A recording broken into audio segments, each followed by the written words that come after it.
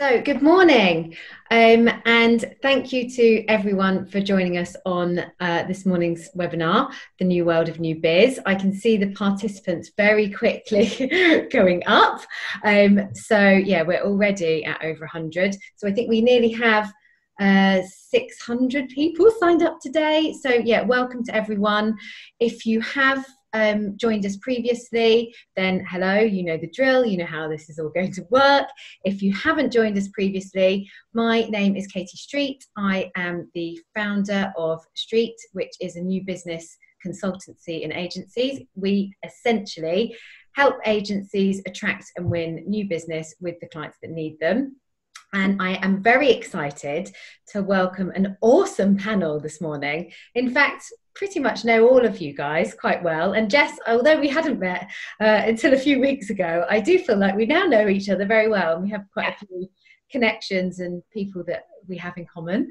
First of all, just before I introduce our wonderful panel of female powerhouses that we have, I'm just going to make sure that I'm hiding non-video participants.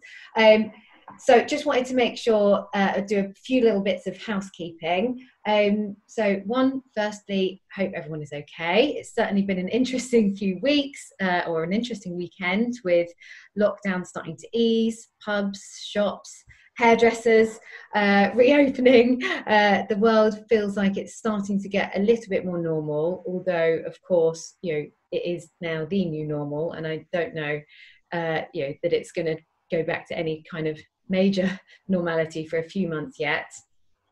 We have had quite a few questions submitted already, but if you do have any questions and you want to say hello to our panel or you want to have a bit of a chit chat, please feel free to use the chat function or ask a question in the Q&A.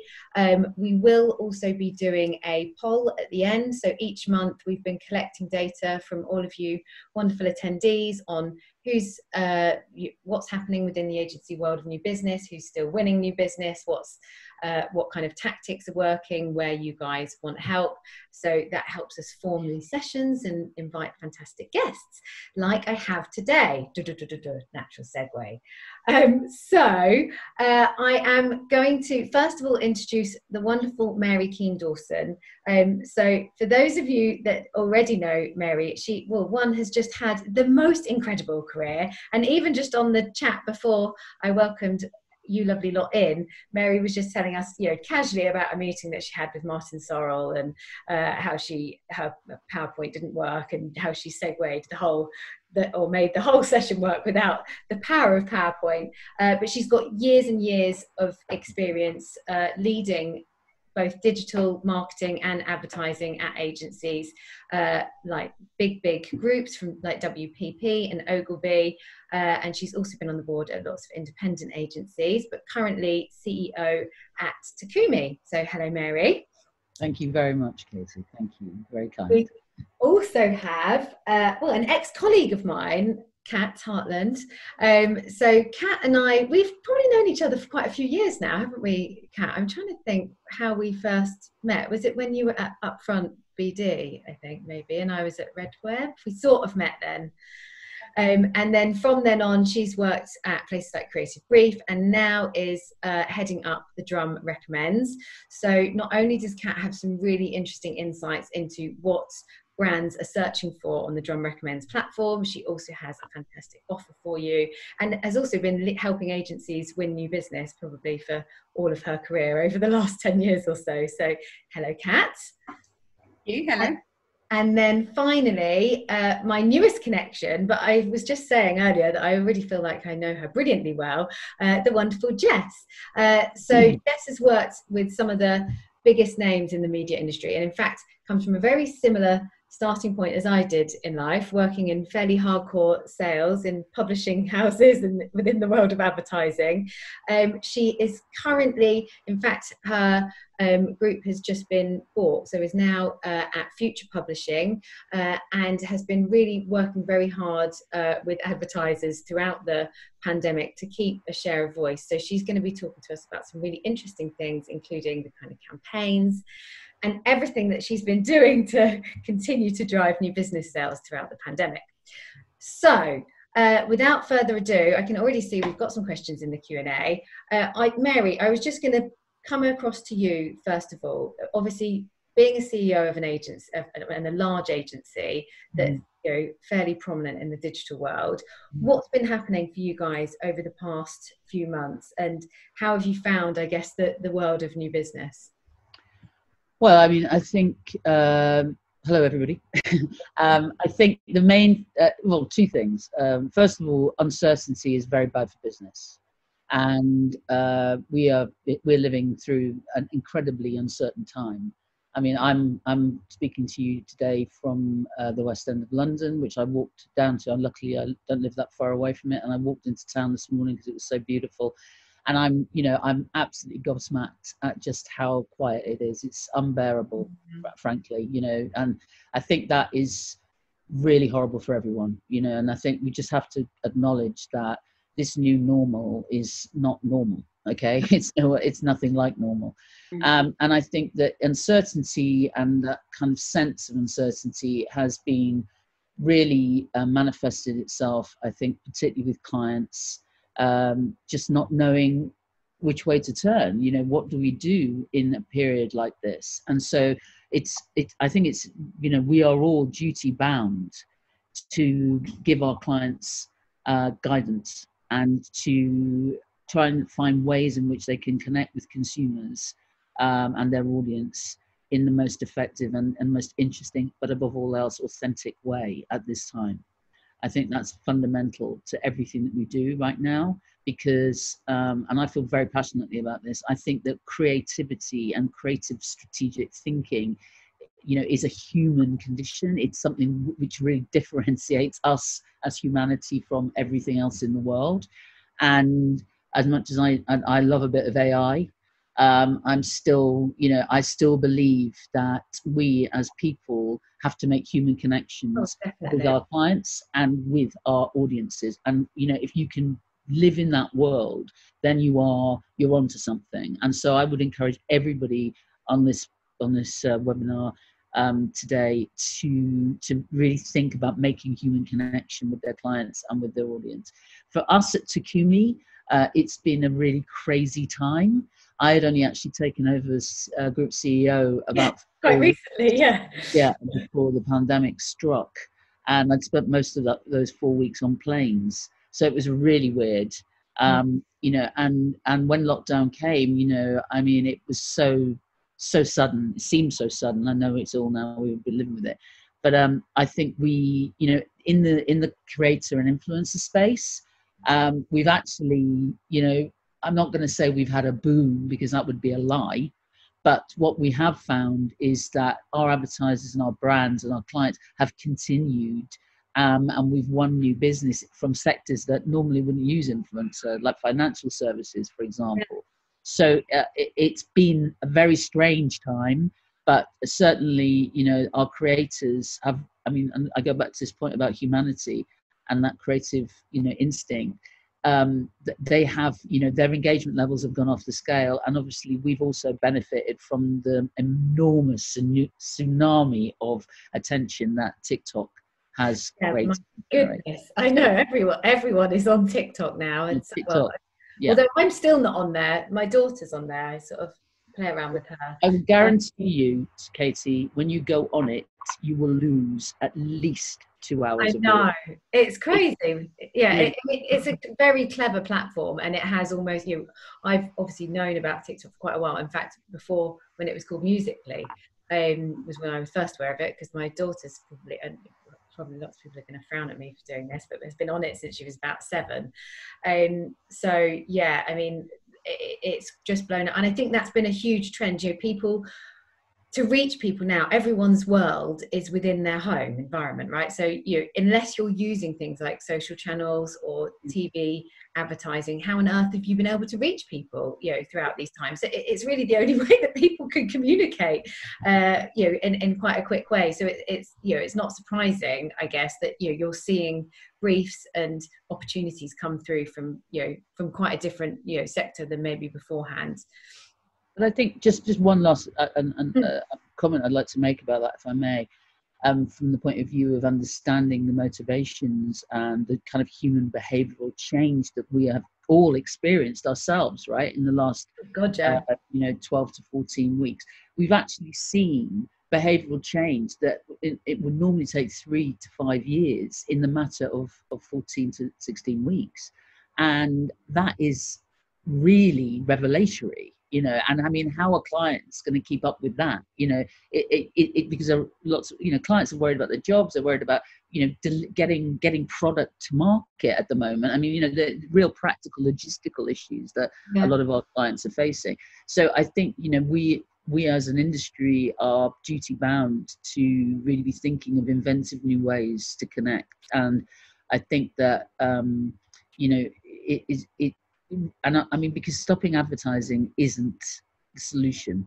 Yeah, definitely not. And I think that what you're getting towards there, Mary, is potentially there are two things that I always suggest agencies do when they're leading their marketing, and they're fairly obvious. One is understand the business needs of your targets, and two is understand the individual's needs and KPIs of your targets. So both of those have potentially changed for most businesses and most people, the people that you need to help, because effectively, if you're helping, the head of marketing or head of digital, whoever it is that you're targeting, their needs are going to have changed. So understanding, and it won't take a lot of time for you to understand what their new needs are, understanding those needs and helping them communicate to them. That's how people are starting or the work that certainly we're doing, and we're seeing our clients that are being successful from a new business point of view are doing, is really focusing in on that. How can we help, and how can we respond to their needs now? That segues me quite nicely onto you, Kat, because of course, heading up the Drum Recommends, and also starting quite not that far before the pandemic, be super interested to see what trends you're seeing on the platform in terms of what brands and I guess the companies that are searching the platform when looking for agencies, what they're looking for, and have you seen more searches, less searches, etc.?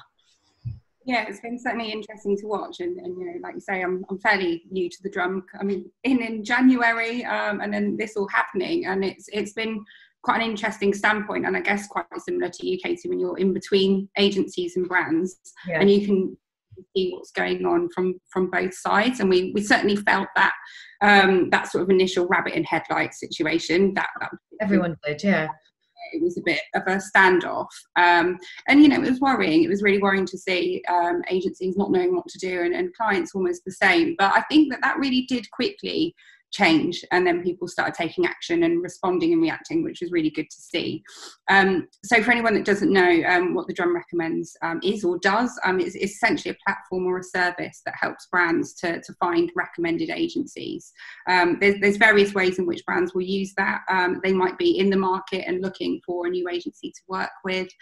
They might be coming on and actually rating the agencies they do work with. And interestingly, we do get brands that come to kind of check out agencies. They might be running a pitch, and they have some agencies in line for that, and they just want to sort of have a look at their client reviews. It's all based on real client reviews. So what has been really interesting is actually looking at what the requirements have been sort of post, during and pre-lockdown, and sort of looking at the different trends within that.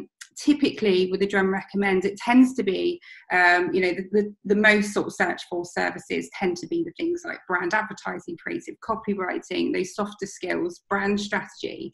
And not surprisingly, we've seen an immediate shift. And it was almost to that sort of day of, I think it was 24th of March, where we started seeing these other services creeping up the leaderboards. We tend to watch the top 10 sort of most popular services. We can track that, we can track keywords, we can track locations, but it's been interesting to watch the services and watching the rise of the digital services, unsurprisingly, but just really watching that reaction come through. And so to start with, it was things like digital strategy, but also PPC, SEO, those really immediate sort of, not tactical, but those immediate things that brands needed to sort of switch for.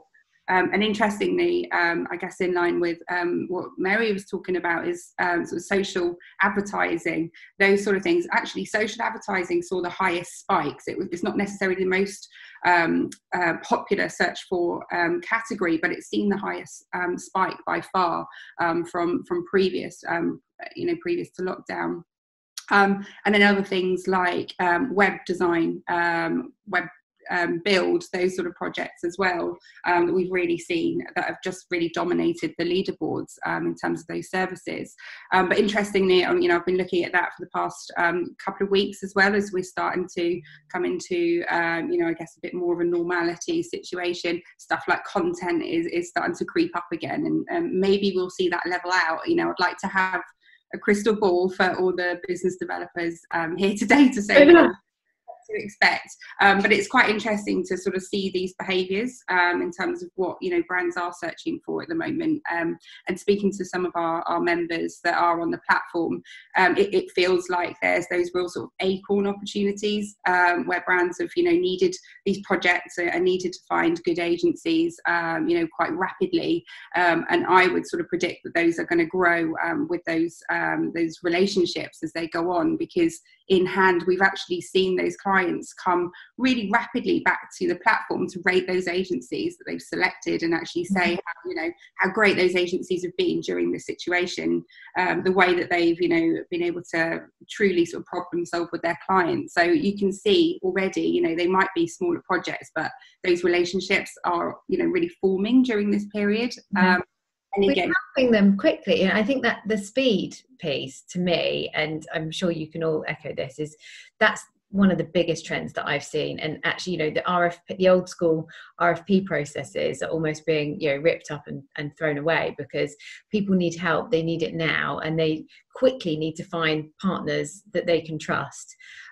Which actually we've kind of had a question on that, so I'm sorry I'm answering these questions backwards, but just because it maps into what Kat's been talking about. But in what's been asked by Rob Harris, thank you Rob, is, in your opinion, what are the best strategies for finding new business when there is a lack of consumer confidence?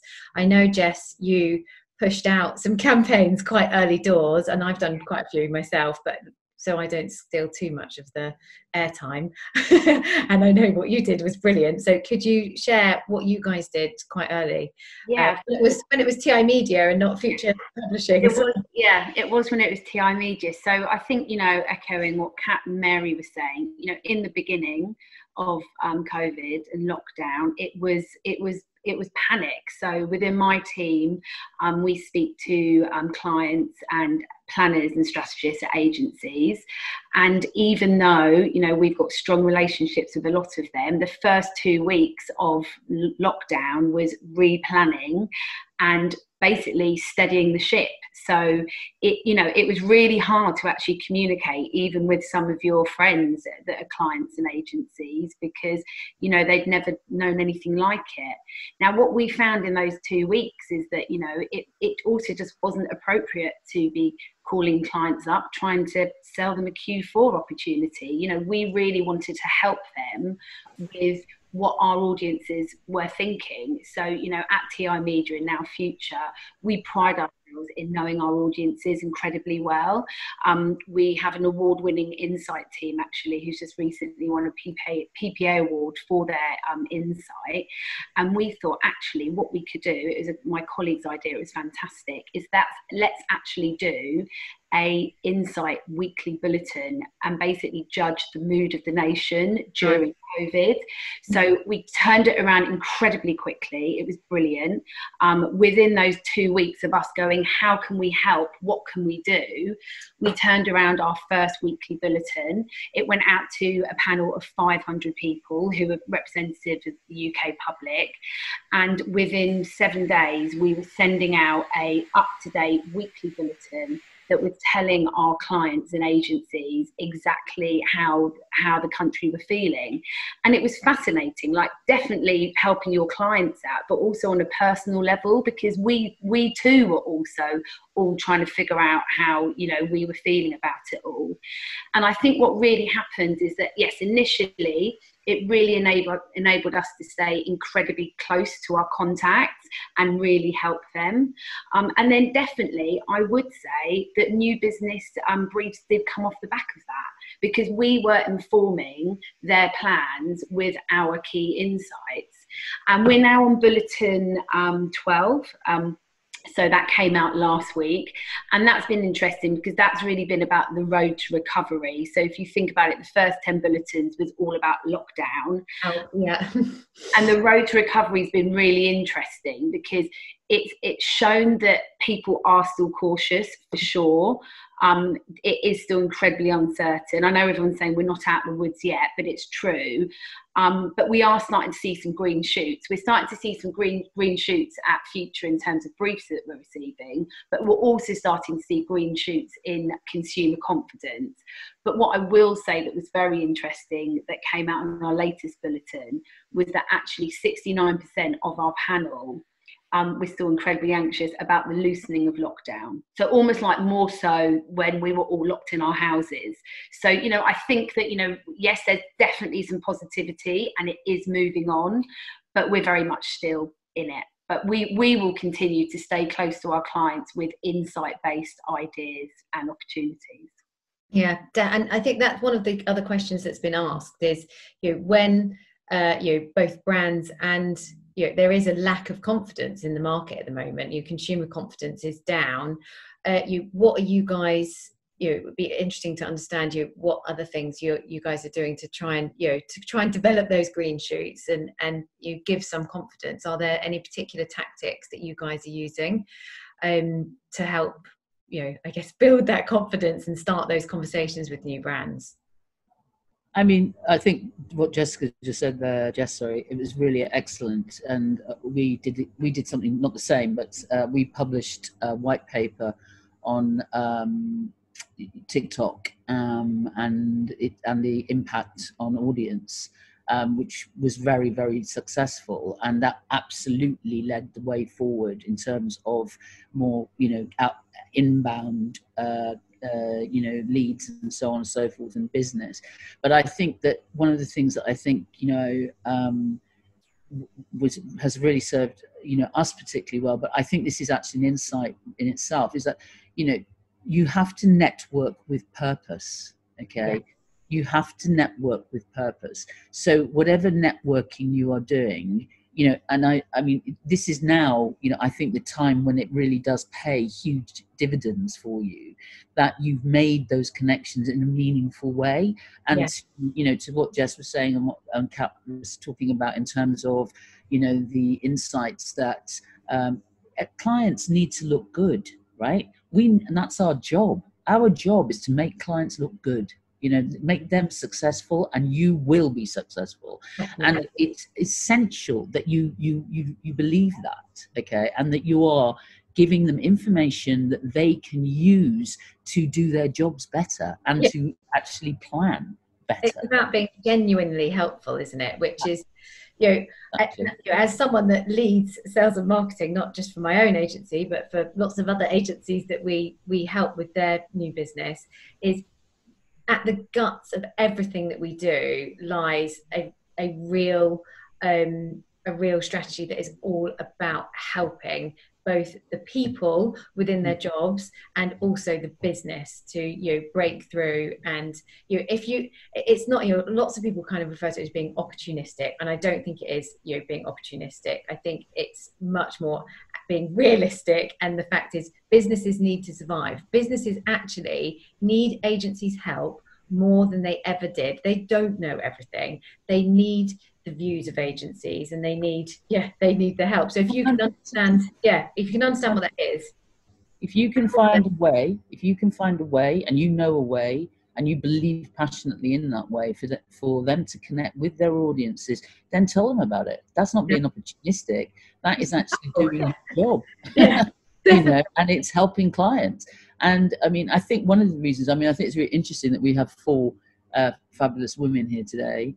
And I'm sure there's lots of women in this audience as well. But, I do think that, women new business developers are particularly good at this, because we really do understand how important it is to give people a hand up, you know, and because we've all had to fight our way to the roles that we've got. So I mean, that, and that's not being manipulative or opportunistic. That is just being, realistic about what you need to do to be really, really good at your job. And to be really good at something, you need to know it. You really need to understand it, and you have to be able to look through the lens of how other people see the world, and try and join them and try and have that perspective, so that you can communicate as effectively as possible with them. We don't talk enough about empathy and about making human connection with our clients, and we should. Because fundamentally, they're trying to keep their jobs. They're trying to find ways of, they don't want to stop advertising, because that's what they do, or they don't want to stop doing, brilliant communications work or whatever, because that's what they do. And I think it's really important that as an industry and individual agencies and publishers and so forth, we really do collaborate as much as we possibly can with our clients to deliver solutions that actually deliver results, because that's one thing that we are going to hear more and more about now. It's all about the ROI. Yeah, and it's funny, following on from that, Mary, I was reading a really quite polarizing but interesting article yesterday, which is obviously for the past 10 years or so, we've all been talking about how brands will operate with purpose. There needs to be a purpose behind the brand, whether it's sustainability, whether it's empowerment, whatever that is. But this article I read, I think it was in Marketing Week, it was saying, actually, we're about to go into a recession. We've never had a recession with 4 months of this craziness before it, which obviously is a whole other conversation. But the point of the article was saying that actually, let's not forget that the advertising agencies' job right now, their purpose is to help their clients sell stuff. Because the point is, if fashion and retail is a big vertical of ours, there are a number of retailers that are sitting on warehouses and virtual warehouses of stock that they have not been able to sell. So it's so right. It's I definitely know, and I enjoy it immensely. I work with a lot of clients talking about purpose and how to connect with your audience. And I obviously think that's incredibly important, but totally agreeing with what Mary's saying. I think the ROI is going to be stronger than ever. 100%. I think it is going to come down to that a lot of times, because I don't know, just a prediction here, but suddenly, talking about it, brand purpose should be more important than ever, but we don't have the crystal ball in terms of what's going to happen with budgets here. And if it is about selling stuff, then who knows if that's going to be part of their strategy. Not saying I agree with that, by the way. No, I think certainly consumers want, sorry Mary, consumers, we're all very passionate about this, obviously. Consumers care about purpose more than they ever did. So the brands and the agencies that understand that more are going to naturally be more successful, because if they don't adapt and change their values or become more diverse, or whatever it might be, they will suffer. In fact, interestingly, I was speaking to a lovely lady, she may even be on our webinar, say hi if you are, Tish Mousel. She does training, she does things like pitch training, she does the psychology of sales, all that kind of brilliant stuff. And she is actually going to be doing some training with us, which is quite exciting. We'll tell you all about that. But she was saying more than ever, she said, if I was a specialist in diversity and helping the agency, she does stuff for the IPA. She works with major brands from Unilever to big agencies like WPP, and goes in and trains and stuff. She said, if I could be training on diversity, BAME, obviously with everything that's happened recently with Black Lives Matter, she said, I'd be a millionaire. So brands and agencies, the ones that are at the forefront of this, totally appreciate they need to be more diverse. They need to be thinking about their purpose, what they stand for, because people care, consumers care. So you have to, it goes right back to that. What do consumers care about, and what do they want to see right now? More often than not, they're moving away from big brands. There's science behind the fact that brands like Garnier and others are bringing out brands that are, vegan, or, communicate those kind of, more ethical values. It's because there's a huge consumer demand, and that doesn't change from when brands are employing your agency. So if your agency isn't diverse, I mean, I've been working on RFPs, at agencies for the last 10 years, probably less so in the last year or two, although I do still see them. Not been responding to them, but I do still see them. They're asking, what is the, how diverse is your agency? What's the percentage of male? What's the male to female ratio on your leadership board and, throughout your agency? What the BAME stats? What are your, how disabilities? They're asking absolutely everything. So they care, and the agencies that don't respond to that and communicate that, I think, one, because of, the fact it is a more ethical way to be, and it, that's good, but also because actually the reality is, I truly believe that innovation only happens when you've got diverse people. You can't have a leadership board or a team that's responding to briefs for clients that are all made up of the same person, because you will have no diversity in thinking. Gone are the days where brands go, oh, I want to employ this agency because they've got loads of experience in my sector. Actually, they want it. Sometimes I want to work with an agency that's got no experience in my sector, that's got a completely new viewpoint and is going to respond to things differently. So, I mean, Kat and I have worked together on strategies like this, but I really do believe, now is the time to become more diverse and innovate. And actually, most brands will want agencies that can help them represent that. I think that I'm hoping that that's going to be something really good that comes out of all of this. Yeah. I think I agree with you 100%. I actually think that this is, I think clients want both, Jess. I think they want purpose, and I think they absolutely want to see that you as a business are, actually fundamentally making change a reality. And I mean, we are very committed to that, because it's a personal thing for me anyway, but I think really, you have to do this from the top. I mean, everybody on the board is completely committed to it. And I think what I've discovered we mentioned Unilever, I think, and P&G, they as businesses are 100% committed to making these changes effective, So if you think about P&G, it has 1 million CV sent to it on spec every single year, and they have actually started a program where they anonymize all of these CVs, and so no one can tell what nationality, background, whatever you're from.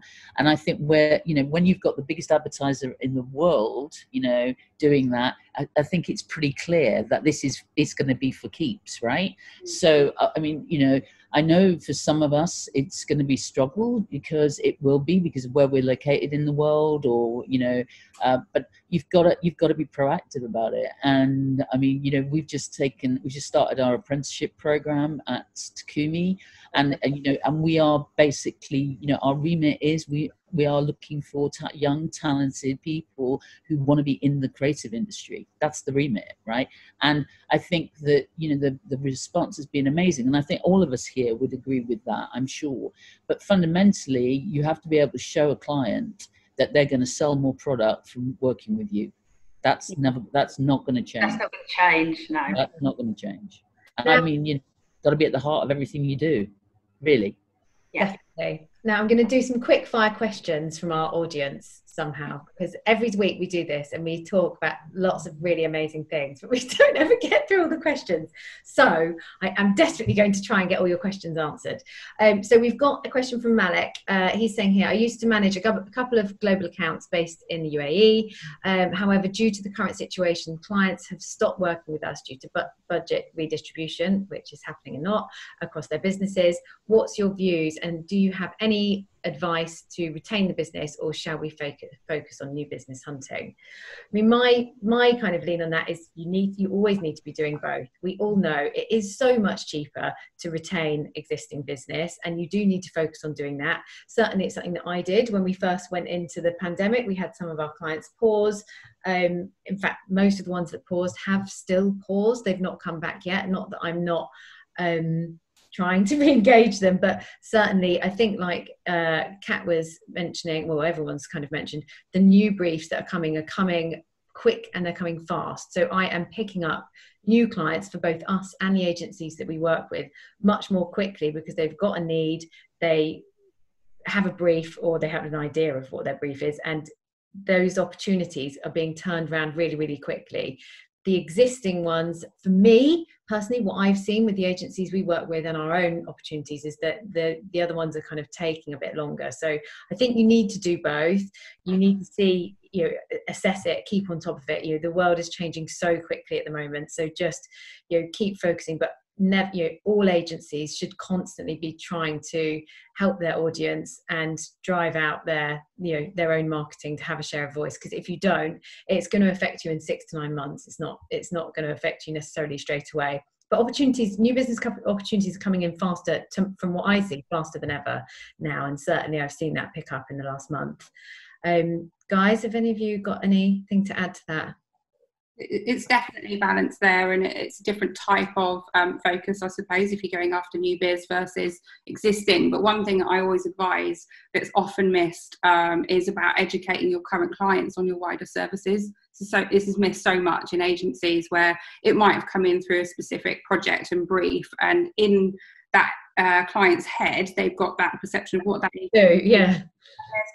There's always wider stuff that agency can do, and it's really often missed, I think, within an agency, either because they're a bit scared to sell to existing clients, or that it's just, it goes through the motions and it goes through the agency dealing with that specific project, and then it comes about going, talking about wider requirements down the line, and the clients talking about something, and the agency like, yeah, we do that, and the client doesn't know about it. So I think, in terms of that existing business, that's rule number one, is just continue to communicate with your clients with wider services.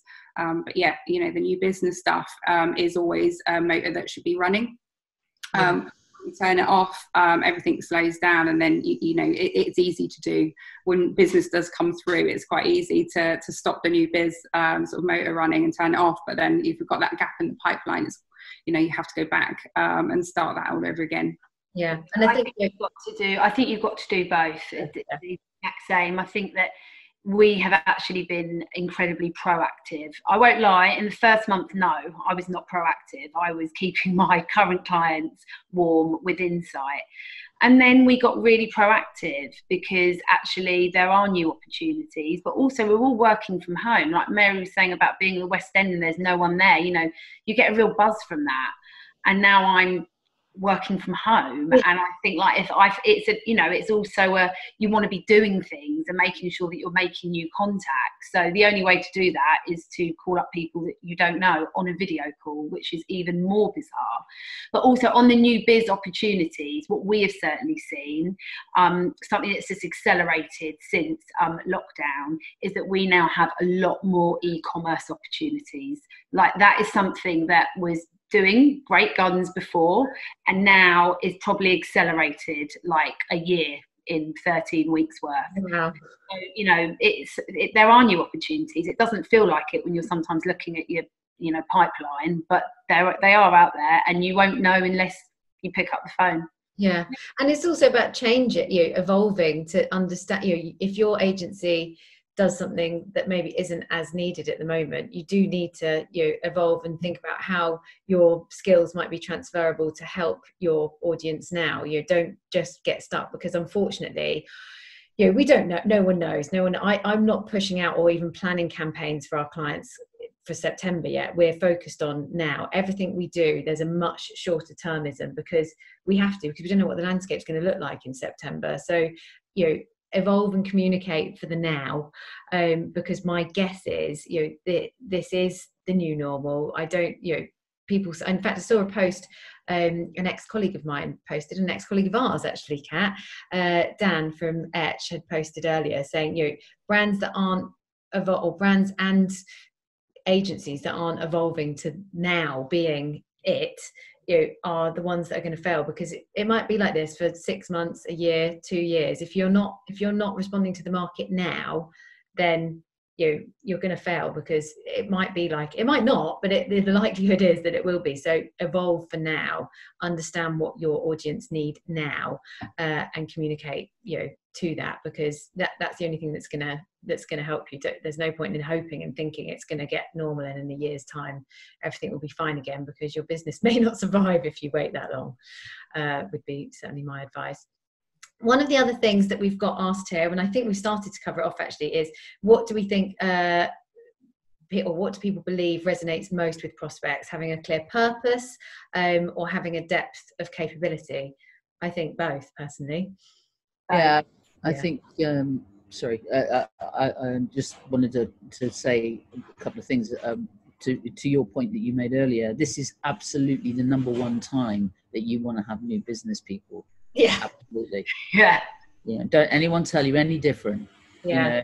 I won the Ford contract, right, in 1989, and we were really in a recession. It was a really strange time, and I was one person in a business of 4.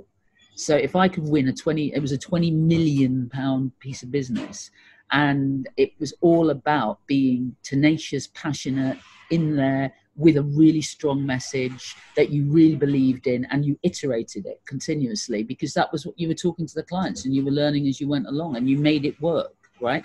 So right now, don't spend your time navel glazing. Get out there, talk to clients, find out what they need, talk to them, get them into conversation, listen to what they're saying to you, because you can then, iterate yourselves, right? Because that's clients want people who want to work with them and will, create bespoke solutions for them at times like this. It's really important. So, sorry, I hope I'm answering the question, but, really, really, prospecting has never been more important than now. You really need to be out there. Every single person in your organization should be on new business, in my opinion. Definitely. And I think one of the big things that we've done a lot more of, and there has been a question around this. I'm sorry, I'm trying to quick fire through these, but there's so much to talk about. It is the introduction of marketing automation. So where everything has gone online, although we used to use marketing automation software and email systems, we are using it more than ever, because the scale and the reach that we can get by using it is so much better than what we're able to do without it. And that's been super important when we've had to react really quickly for our clients, to make sure the agencies that we work with are having a strong share of voice. We've been putting on webinars, producing content, insights, doing research, to all the things that Mary says. The marketing automation platforms that sit behind that to help us has been absolutely vital. And that's, clever little things. It's certainly from a new biz point of view. We used to use MailChimp. We've switched over to a platform called Coolia. Little plug for them. Anyone wants an intro, I'm sure I can get you a good deal. But that enables us and for our clients to one, utilize some really great data that we get through platforms like Winmo and Alf, plug it into that platform, lead outreach, and then track everything, set up journeys and automated email journeys. It enables us to hook in with all of the webinar platforms that we use, so that we've got full traceability of what they're doing, what they're clicking on. It also tells us when they're visiting the website, what pages they're visiting, therefore what content they might be interested in. So even if you think about what we're doing today, this for me is super helpful, because I'm getting loads of data from all the lovely questions that you guys are asking in terms of what you all need help with. I mean, more often than not, that certainly the opportunities that I see coming through from agencies is prospecting. They want prospecting, they want leads, and they want them quickly. The other thing that we're seeing a big trend in is helping with pitches. So we're trying to develop content in these sessions to help you guys, and to give you the advice that you need. And that's really what all you need to do. We've been super successful at doing that for our clients, because we spent time in sessions like this, and webinars, I must say, are really great at doing this. I know that there's lots of talk about webinar fatigue, and I'm sure I would much prefer to be sat with Mary somewhere fabulous in Soho. But at the moment, it is a way of us having some form of connection that's better than being on the phone and not having a connection. So the data that we're able to get through using these platforms and the kind of start of a face-to-face conversation has been super helpful. What else have you guys been doing that's been helping, I guess, start that you're using social platforms, I guess, Mary, and Jess, I know that you've been building insights. How are you reaching people? How are you pushing out to them? Sorry, after you, Mary. No, Jess, please, you go first. So how are we reaching them with our insight? Mostly video calls, to be honest. Yeah. I think I just saw a question pop up actually, which kind of is someone was just asking, it's hard to cold call before this, so how are you doing it now? And I do agree with that, but I just think, I mean, it's the oldest thing in the book, but just like, don't give up. Like, you just have to, I was always brought up in my career on the so what theory. So if you are contacting someone, don't let it just be, oh, hi, I'm introducing myself. And I'd like, it has to be something that is of interest to them. And you just have to pull back on those, like, really, capabilities and skills that you've hopefully built up over however many years. So a lot of video calling. I have to say that I've really, like I was saying before, been doing quite a lot of cold calling, and there've been people that haven't come back to me, and I've wanted to be a bit like, do they not know what great things I've got to talk about? And I have felt a bit disheartened. And then guess what? 3 days later, they've come back to me. And it's just, for me, who, like you were saying, did start in the quite hardcore, I'm in a strategy team now, but, someone that started in hardcore sales, I have actually enjoyed that, because it does remind you just have to keep on going. And it will come back. Somehow it will. It might not be like always a 6-figure brief, but it will come back, and you just have to not give up and keep going. You need to be, you've got to have a winning attitude, right? Yes. I mean, and I think when, I started off in Fleet Street on the telephone selling semi-display in the Observer magazine. So yeah. I know what rejection feels like. Let me yeah. And you got to do, but you also know what winning feels like. Yes. And, that is such a thrilling sensation when somebody rings you back after you sent them an email 3 days ago or whatever, and they say, actually, I really want to talk to you. I mean, it really, don't be afraid of being rejected. It's, it's just part of life, Yeah. And, I always say this to people, you don't ask, you don't get. Okay. So, like questions about, do something. Yeah. You have to get out there and do it. And I think, there's a question on the Q&A about retainers and, what should we be, asking our clients for. You know what? You've got to pay me, but get to the point where you're going to get into a negotiation with them about commercials first. Find something really meaningful and meaty to talk to them about, and a word to technology for a moment. I think you're absolutely right about talking about platforms and how important they are, Katie. I think they're fundamentally they've really made our lives, but they're there to solve complexity, right? They're not there, no matter how many of you are passionate about AI, they don't replace humanity, and they don't replace human creativity or human creative strategy. They don't do that. No. They don't. They automate shit. Sorry, often it's the start of the journey using the platforms. It helps you get started, and then as you get later down the line, and Jess, Kat, you might have different opinions on this, because we've all worked in pretty hardcore sales at some point in our lives. Certainly now it's going to be much harder to cold call, because you're not going to, unless you can get hold of their mobile number, they're not in the office a lot of the time. Although I think from September that might start to change a bit. So calling the office, sometimes you might get diverted through, but cold calling isn't something that we usually recommend to start with. We would start with emails or some kind of LinkedIn outreach or whatever it might be. Cold calling and actually getting in touch with people would probably come further down the line. Kat, I know you had some great stats, and we've spoken about this, something like 5 to 9 times that you need to contact someone just even before they pay attention a lot of the time, isn't it? Yeah. that's actually changed. It is a good point, you know, in the situation that we're in. But I think, you know, there's trusty old LinkedIn out there that I'm a big fan of, as I know many of you are as well. It's on the panel, but I think it's about doing it right. You know, I keep saying this time and time again, where, you know, you do get those people that do get annoyed with the approaches from bad sales approaches, and, you know, they've got a point. It's about doing it right. And I think, you know, just going from what Mary was talking about, it's about being useful at the moment, you know, rather than just bombarding people with, you know, what you've got to offer something useful, whether that's sort of insight or whether it's something that you can offer for free, you know, that's not going to break the bank for you. But it's about, you know, that's what clients want at the moment.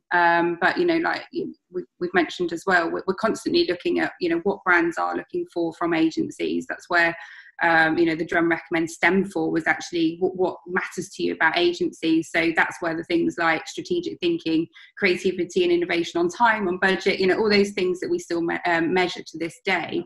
And we're always asking brands, you know, is this still valid? Is this still relevant? You know, and these, you know, newer things like agency culture and diversity is starting to creep up those ranks now. So we're seeing things like location disappearing off.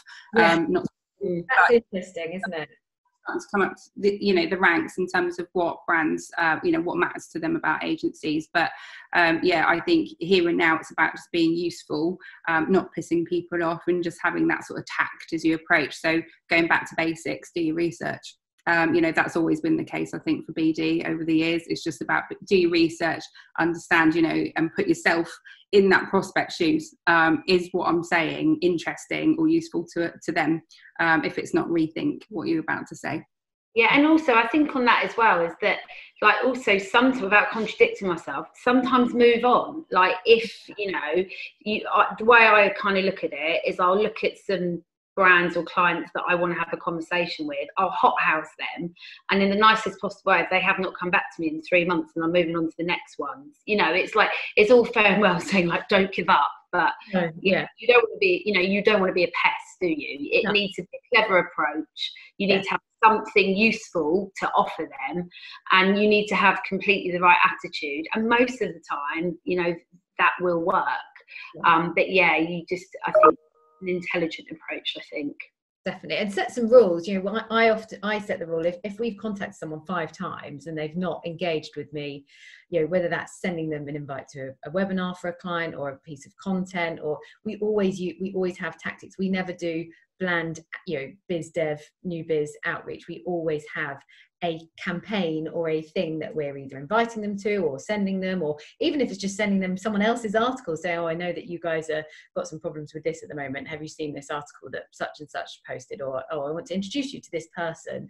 You know, but if you've reached out to someone 5 times and they've never contacted or engaged with you at all, just get rid of them and work with the ones that have engaged. If they have clicked on you, and that's where marketing automation software does come in fantastic, because you can see, have they opened my email, have they read my LinkedIn, you know, email, have they, you know, clicked on something that I've sent them. If they haven't done anything, then get rid of them after 5 times, move on to the next. Yeah, ultimately, if they want that product, I mean, they're not always going to know that the first time, because that's the whole point of being a decent. Yeah, you've got to have a few, yeah. They will, you know. So with the, I should have said it at the beginning, because this was pretty powerful. With the insight, the weekly insight that we do, we offer clients and agencies an opportunity to ask questions to our panel. And guess what? They bit our hands off for it, because effectively what we were offering for a short period of time was, you know, bonus research. And we know that, you know, I had people contacting me completely out of the blue saying, oh, I really need some help with some Christmas insight because we're planning Christmas for a toy campaign. And at that time, it actually felt like booking a really big deal, because it was, you know, such a strange time. But yeah, I think that you can find ways of getting people that wouldn't normally maybe come back to you. Yeah, definitely. I mean, I'd like to add to that one last thing, which is I believe that as long as you are curious about your clients and their business, as long as you can share wisdom, and that can be insight or your experience, or the experience of the people that work in your organization, or the lens that they look through, and then you can deliver the magic, right, that will actually activate you know, that curiosity, that wisdom, then you can't go too wrong. You'll find people who want to speak and work with you. Yeah, I agree. Curious, wise, magic. Love that. That's what it There's is. 3 things we could all stick, little post-it notes we could all have on our laptops right there. So we have had so many questions, and I'm sorry to everyone that if we haven't managed to get round to your questions as yet. We have been running a poll each month, which I'm just going to try and dig out the results for. But whilst I do that, I'm going to launch the poll for those of you that are still with us in the final 4 minutes, and we'll kind of get some results live, which is good. So hopefully you can all see the poll that is up. Please do quickly fill it out, and I am just going to dig into finding our results from last month so I can share that with you. Sorry, I need to open my mail to do that, and I'm going to open it right now. Here we go. So yeah, the first month that we had back in May, we had around, I think it was how many agencies, the first question that we answered was how many new biz opportunities have you engaged with this month? So when we were tracking that in May, most agencies, in fact only 7% of agencies had none. That went down even further in June to only 4%, and actually within May, over 50% of you had more than 3 new biz opportunities come in. In June, that rose to 90%. So we can see, you know, everything that we've been talking about today, there is still a huge need out there. It's just the needs of brands has probably changed slightly. So it'll be really interesting to see where we get to today. And of course, we'll report that back next month. Agencies that had 1 new business in May, 70% of the agencies that we polled had actually 1 new business. In terms of the sales and marketing activity, consistently the most successful tactic has been thought leadership content. In a close second, both months, that's been webinars and online events. You know, from a marketing and new biz perspective, most agencies have done more, around 74%, with 26% of agencies having done less. And yeah, onwards, I guess from that, I'll of course assess everything that we get today. Most people want help still with prospecting. The psychology of sales, I think, came up as a quite an important one, and I know quite a few people I'm starting to see now more wanting help with pitching. If there is any specific help that you want, do let me know. I do some training. You can check it out on our website. We also have partners that we work with that do specific training sessions with us. So yeah, I will make sure that the poll results are shared. I think most people have probably filled it in now, so I will end it. But just before we close, and we have 2 minutes, so to try and keep things on time, can I just have from everyone your top tip? What should agencies be doing now to attract and win new clients? Jess, do you go first? Okay. Honestly, listening, like really listening. And yeah, I think that's it for me. I think it's really listening to what client wants, because I think it's a really complex time, and I don't think it's like any other time. And I think everyone has been at home and has had time to reflect on what they expect from their brands. And I think it's more than ever. So I think it's really listening and a really clever strategy on how to deliver that for their brands. Fab. Kat?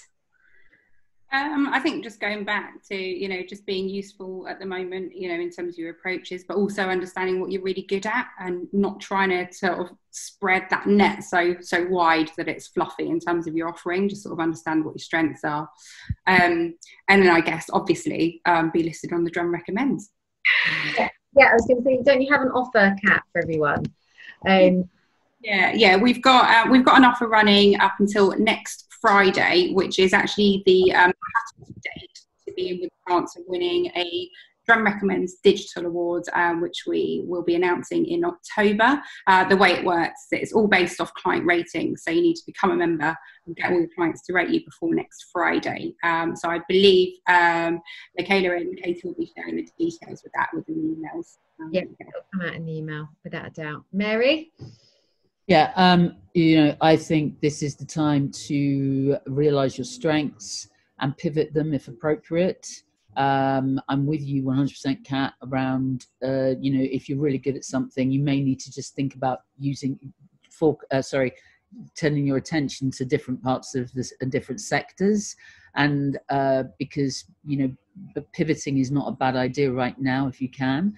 And I would also look at learning and iterating as much as possible, ask lots and lots of questions, really try and understand what is going on in your clients' minds. And as I said, be curious, use wisdom and make magic, and you'll win.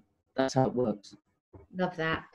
So thank you so much, ladies. And just to mention, I don't know, hopefully most of you have seen this in our comms coming up before, but we have been very kindly recently sponsored by an agency called Just After Midnight, or I don't know if I should call them an agency, a company called Just After Midnight.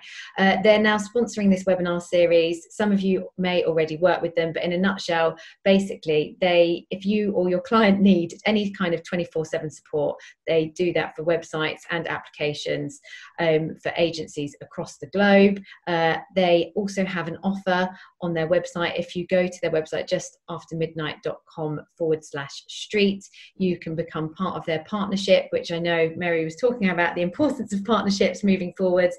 They give you access to lots and lots of other resources, other agency partners, and also I think they're even offering anyone who joins our webinars a first month free. So if you have any clients that need 24/7 support, certainly clients that are running campaigns, I know that's super important. And having led new business at agencies, I know we don't always do it. So having someone that can do it, they've spotted a real gap in the market. We also will have some new training courses coming out. We will email you guys about those, and we are also, last point, launching a podcast, and we have some fantastic people being interviewed on there, which is going to be launching this week, so we will send some information about that as well.